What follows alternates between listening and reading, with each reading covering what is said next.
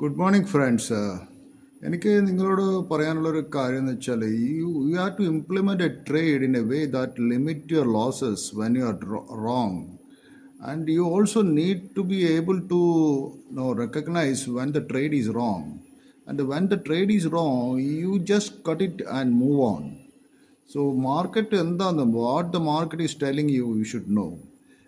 ഇന്നലെ ഞാൻ പറഞ്ഞ കോൾ ഇന്ത്യ നിങ്ങൾ ശ്രദ്ധിച്ചിട്ടുണ്ടാവും. അത് നല്ലൊരു മൂവാണ് ചെയ്തത്. നല്ല വലിയൊരു വീഡിയോ കോൾ ഇന്ത്യ ചെയ്തിരുന്നു. പിന്നെ ഇന്നിപ്പോൾ 5:38 വരെ കോൾ ഇന്ത്യ വന്നു. അത് ഓൾ ടൈം ഹൈ ആണ് കോൾ ഇന്ത്യൻ്റെ.